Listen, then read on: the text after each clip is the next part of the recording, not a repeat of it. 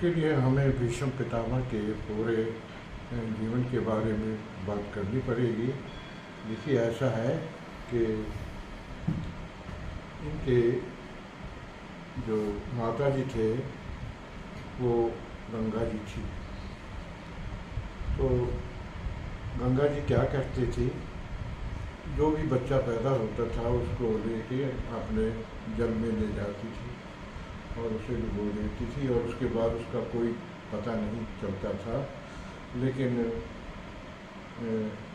ये भीष्म पितामह जिनका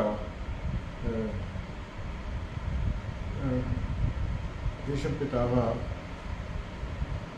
इसलिए नाम पड़ा उनका क्योंकि उन्होंने एक भीष्म प्रतिज्ञा की।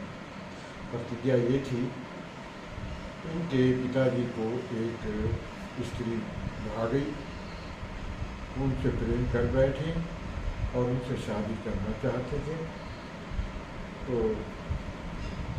उस लड़की की ये शर्त थी कि मैं शादी तभी करूँगी जो बच्चा, जो संतान मेरा पैदा होगा वही उत्तराधिकारी बनेगा। तो इन्होंने भीष्म प्रतिज्ञा की कि मैं जीवन भर शादी नहीं करूँगा। जब मेरी शादी ही नहीं होगी तो मेरे बच्चे भी नहीं होंगे और वो इस सिंहासन के उत्तराधिकारी भी नहीं कोई होगा।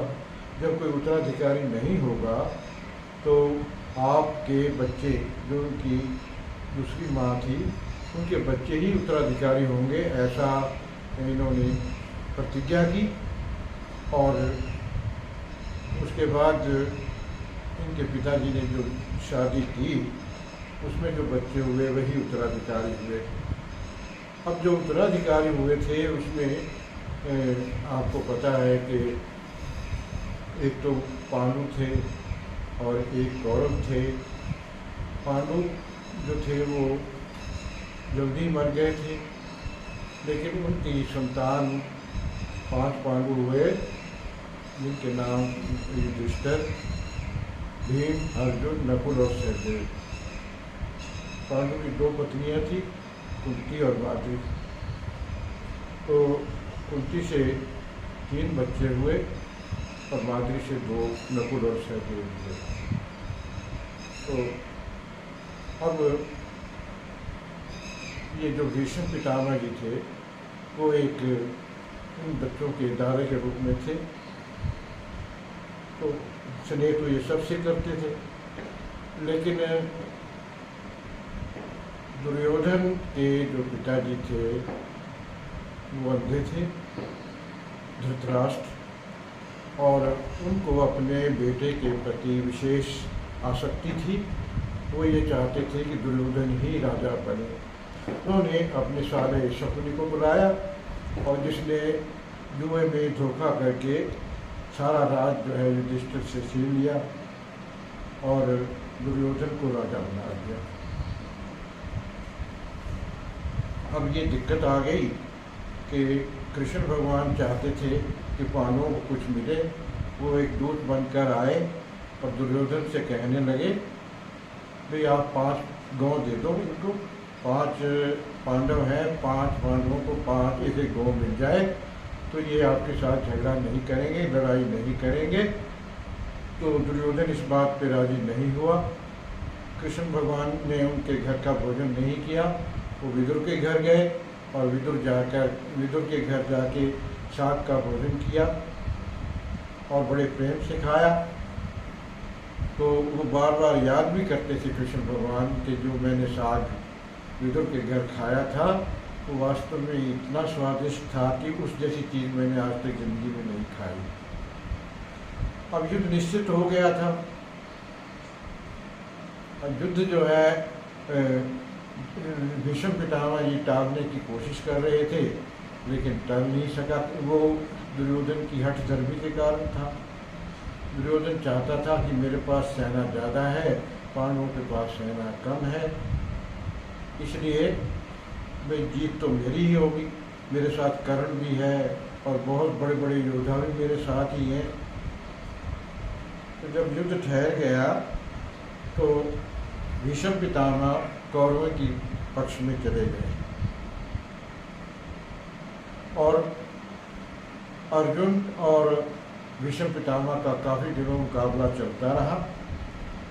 और भीष्म पितामह जी जो थे वो अर्जुन की जो तीर मारे थे जो उन्होंने उसकी शैया के ऊपर पड़ गए, लेकिन वो चाहते थे कि मैं उत्तरायण में मरूं, और वो अपनी श्वास को रोके हुए थे, अपने जीवन को चला रहे थे। किसी तरह से उनको बहुत पीड़ा हो रही थी, तीरों की भयंकर पीड़ा से वो बहुत ग्रसित थे। उनका सिर जो था वो नीचे झुका हुआ था। अर्जुन जब अपने दादा को मिलने गए तो उन्होंने कहा कि मुझे एक सिरहाना ला दो। कोई सिरहाना जो है वो उन्होंने तीरों का ही बना के ऐसे तीर मारे कि उनके सिर के नीचे स्पोर्ट बंदी सहारा मिल गया, और वो सिरहाने के ऊपर वो आराम से पड़े रहे। अब जब कृष्ण भगवान जी भीष्म पितामह के पास जाते हैं तो भीष्म पितामह ये प्रश्न करते हैं कि मैंने सारा जीवन मेरा सत्य के ऊपर आधारित रहा है, मैंने कभी भी कोई गलत काम नहीं किया, मैंने कोई पाप नहीं किया है, जिसकी वजह से मुझे इतनी परेशानी उठानी पड़ रही है, मुझे इतना दर्द महसूस होता है कि मुझे जो है बहुत दुख होता है। मैं चाहता हूँ कि मुझे पता चले कि मैंने ऐसा कौन सा गलत काम किया जिसकी वजह से मुझे इतना दुख उठाना पड़ रहा है, क्योंकि मैं 100 जन्मों के बारे में अच्छी तरह से जानता हूँ कि मैंने 100 जन्मों में भी कोई पाप नहीं किया। तो कृष्ण भगवान उनको कहते हैं कि 101वें जब आपका इससे पहले जो 101वां जन्म था आपका, उसमें आपने तितली को एक कांटा चुभोया था, इसकी वजह से आपको अर्जुन के इतने तीरों की शैया के ऊपर सोना पड़ रहा है। तो उन्होंने भीष्म पितामह ने कृष्ण भगवान को मस्तक नवाया। उन्होंने कहा वास्तव में आप सत्य कह रहे हैं, मेरे से जरूर गलती हुई होगी। फिर कृष्ण भगवान ने कहा दादाजी आपको अर्जुन बहुत प्रिय हैं, लेकिन आपने अर्जुन की ओर से युद्ध क्यों नहीं किया, आपने दुर्योधन की ओर पक्ष क्यों लिया।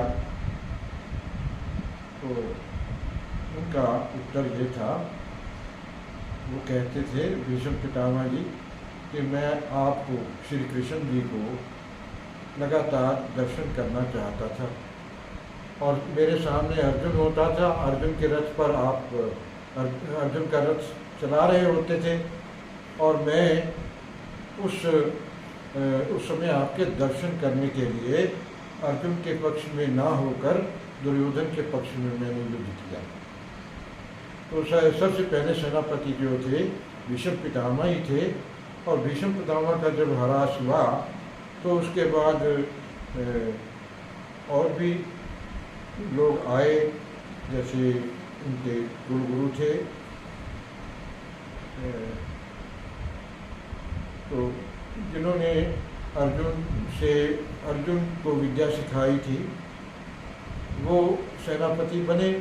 उसके बाद कर्ण को सेनापति बनाया गया। धीरे धीरे सारा कौरव नष्ट होता चला गया। तो भीष्म पितामह भी चले गए अपना उत्तरायण में, उन्होंने शरीर त्याग दिया।